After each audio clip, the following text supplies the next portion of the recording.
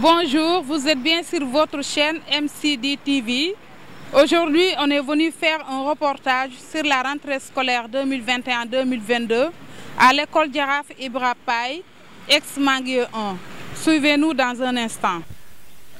Donc moi je m'appelle Omar Gueye, je suis le directeur de l'école Jaraaf Ibra Paye, ex-Manguier 1. Voilà, je suis M. Koumbando Fenfal, je suis enseignant à l'école Jaraaf Ibra Paye et je tiens la classe de CM2 pour cette année 2021-2022. Je m'appelle Moussa Gueye, Bara Gueye de mon vrai nom, et je suis enseignant ici à l'école Manguier.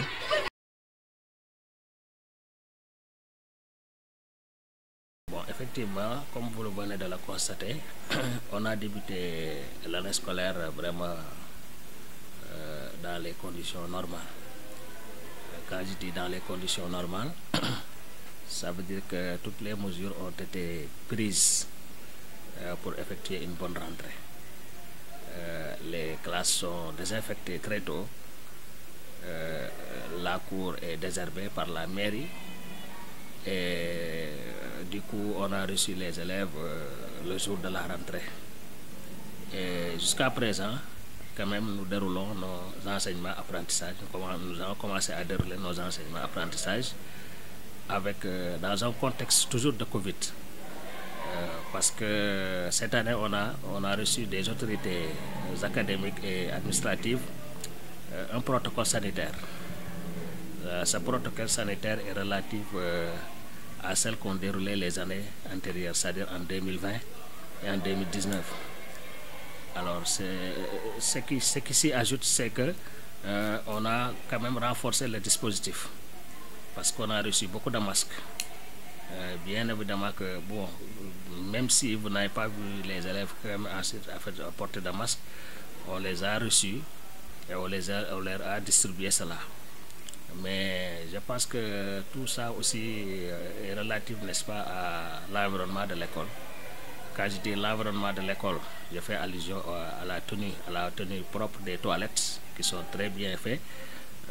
Les toilettes sont quand même mises à jour et on veille sur l'insalubrité, n'est-ce pas, par rapport à l'environnement de l'école. Tout ceci repose sur le protocole sanitaire. Alors, nous avons distribué des gels antiseptiques aux enseignants, aux élèves. Donc nous sommes en train de dérouler, n'est-ce pas, les enseignements avec tranquillité, n'est-ce pas, tout en quand même pensant, n'est-ce pas, au protocole sanitaire qui obéit directement à ce contexte de pandémie de Covid-19. Voilà, la Covid elle est toujours là. Et on nous a dit qu'il fallait trouver les voies et moyens pour vivre avec la pandémie. Donc on essaie de faire avec. On est là avec nos élèves. Et comme d'habitude, on est en train de faire les cours comme ça se doit. De faire nos leçons et d'essayer de progresser. Tout en essayant d'amener nos élèves vers une élévation de leur niveau surtout. Voilà, on est là, on essaie de respecter les mesures barrières comme on nous l'a demandé. On essaie de s'y atteler, les élèves aussi, et jusqu'à présent tout va pour le mieux. Bon, voilà, la Covid est là, mais ça ne nous a pas empêché de démarrer comme on a l'habitude de le faire. Bon, les élèves sont au rendez-vous, voilà, les collègues également, ils sont tous là. Donc on a démarré comme on a l'habitude de le faire. Donc c'est juste ça. Bon, il est vrai également qu'on essaie quand même de respecter les mesures barrières toujours. D'autant plus que la maladie persiste toujours. Donc voilà, donc on essaie de faire aller.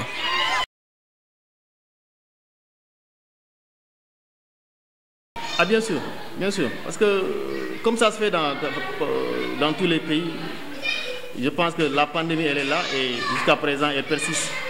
Donc c'est à nous autres de trouver les voies et moyens pour la contenir et essayer aussi de mener à bien nos activités.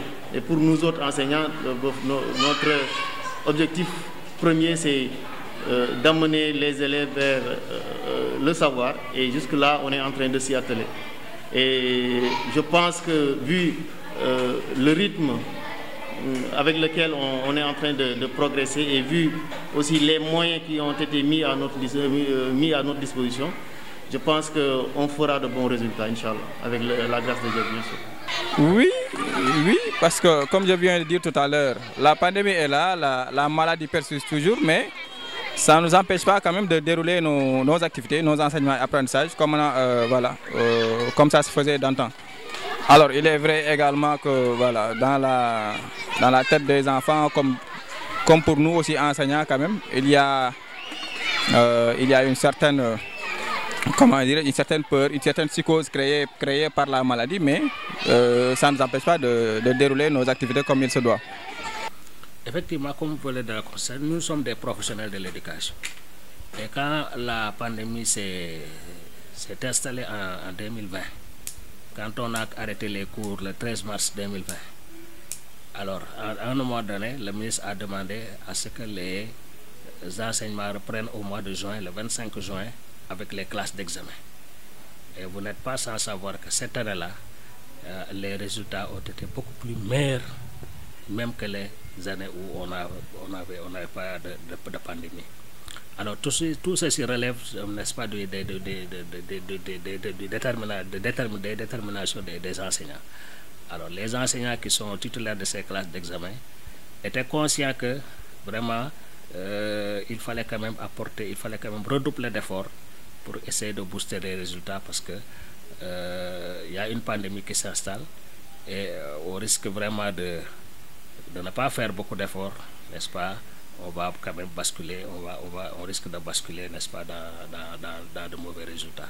Alors c'est pourquoi nous avons ménagé vraiment toutes nos forces, nous avons ménagé aucun effort quand même pour que vraiment les enseignements reprennent, et que les enseignants avec détermination, n'est-ce pas, ont pensé aux enfants et ont réussi quand même à relever le niveau des résultats. Alors c'est ce même phénomène-là qui se poursuit jusqu'à présent, parce que l'année dernière, les résultats n'étaient pas si mauvais au CFE, parce que même si on a constaté une baisse, la baisse n'était pas trop grande par rapport à 2020. Donc pour dire que vraiment, malgré la pandémie, vraiment on essaie quand même de se positionner dans de bonnes performances, n'est-ce pas, pour réaliser de bons résultats. Et notre IF s'est classé, je pense, deuxième, n'est-ce pas, par rapport à l'IA de Dakar. Et la moyenne est tourne autour de plus de 65%, n'est-ce pas, au niveau de Dakar Plateau. Donc c'était pas trop mauvais, d'autant plus que la barre tourne autour de 50%. Alors donc si on fait plus de 50%, on peut s'inscrire vraiment dans la performance. Et c'est ce que nous sommes en train de faire. Et nous comptons cette année quand même encore beaucoup plus relever la pente jusqu'à 70%.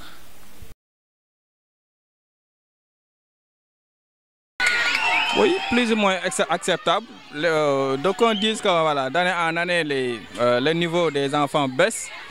Et on a tendance à imputer ça aux enseignants, alors que voilà, y a beaucoup de facteurs qui interviennent dans l'enseignement. Alors pour moi, quand même, il y a le problème du programme, parce que le programme, on le change presque tout le temps. Bon, avec l'arrivée du curriculum de base, qui n'est pas maîtrisé par tous les enseignants, aussi qui demande également des moyens de bord, fait que véritablement les élèves, il y a une petite chute, si on peut dire, du niveau des élèves. Mais globalement, on peut dire quand même que ça va, quoi, ça va. Au Sénégal, bon, il y a d'aucuns qui disent que le niveau a un peu baissé. Mais s'il y a baisse de niveau aussi, je pense que le processus a été très long. Là, on est qu'à la finalité, vraiment. On a observé cette baisse de niveau, mais je pense que le diagnostic doit être beaucoup plus profond. Qu'est-ce qui nous a amené aujourd'hui à cette baisse de niveau? Bon, à mon humble avis, je pense que les grèves y ont joué une très grande part, vraiment, parce qu'un élève qui accumule des retards dans son programme, du CI au CM2 ou bien du CI à la terminale, vraiment, quand on veut lui fixer une certaine barre d'excellence ou bien de réussite, ce sera vraiment très difficile. Mais néanmoins, nous autres qui sommes les acteurs sur le terrain, on doit davantage être beaucoup plus conscients de notre responsabilité. On est en train de dispenser des cours à des élèves. Ces élèves sont nos neveux, ces élèves sont nos enfants, ces élèves sont nos parents. Je pense qu'à un moment donné, il nous faut nous départir un peu de certaines choses et de voir la réalité en face.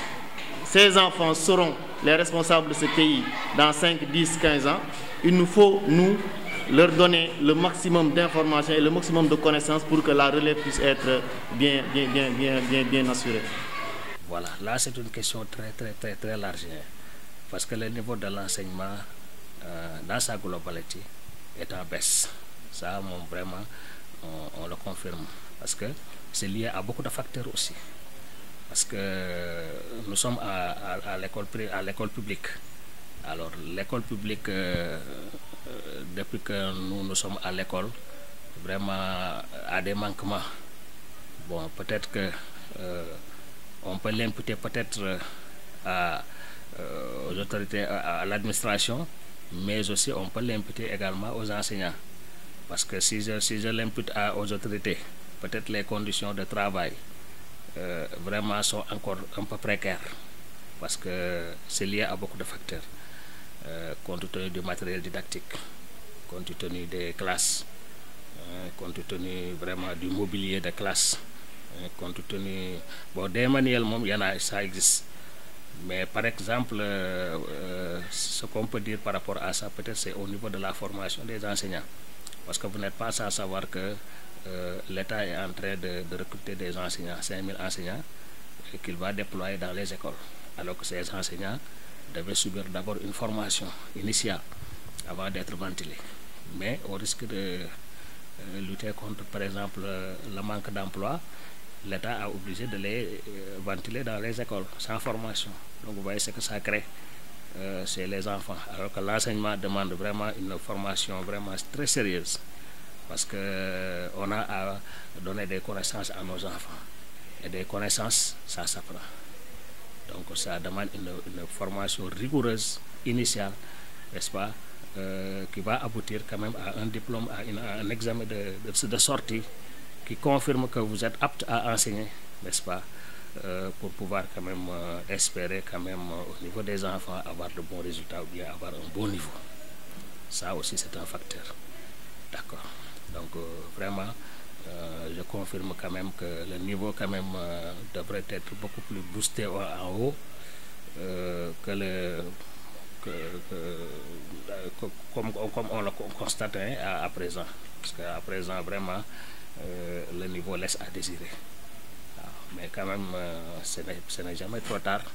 En tout cas si l'État y met encore les moyens, je pense que vraiment on aura quand même gain de cause, quoi. Voilà, je dirais merci à votre structure d'être passé nous voir. Vraiment, on a besoin de ce genre de collaboration. Parce que les gens qui sont sur le terrain sont les mieux placés pour parler des mots MAUX de l'école. Donc nous autres acteurs de l'éducation, on est là, on est ouvert et on a besoin que d'être accompagnés afin que nous puissions aider ces enfants qui sont nos parents à exceller, à aller de l'avant, et ce sera dans l'intérêt du Sénégal. Je vous remercie. Bon, mon dernier mot par rapport à l'école, par rapport à en général. Dire aux parents, aux élèves, aux enseignants que nous sommes, de continuer à respecter les mesures barrières et également de faire de sorte que quand même la maladie puisse reculer dans notre pays, et pour que au-delà même de l'école, les autres gens qui sont dans les autres activités puissent dérouler correctement leurs activités. Merci. Bon, mon dernier mot quand même c'est de lancer un appel par rapport aux autorités. Mon dernier mot c'est de lancer aux autorités pour qu'ils nous dotent de moyens. C'est-à-dire les moyens, quand je dis les moyens, c'est les moyens matériels, c'est-à-dire renouveler les tables bancs. Parce qu'à Dakar Plateau, vraiment, il manque de tables bancs. Dans certaines écoles, les tables bancs qui existent date de plusieurs années. Alors que nous, quand on était à l'école, à chaque fois, on voyait à la rentrée quand même des écoles recevaient de nouveaux tablements pour quand même changer le mobilier de l'école. Il y en a de même également pour les enseignants. Alors les enseignants quand même sont un peu dépourvus de mobilier de classe.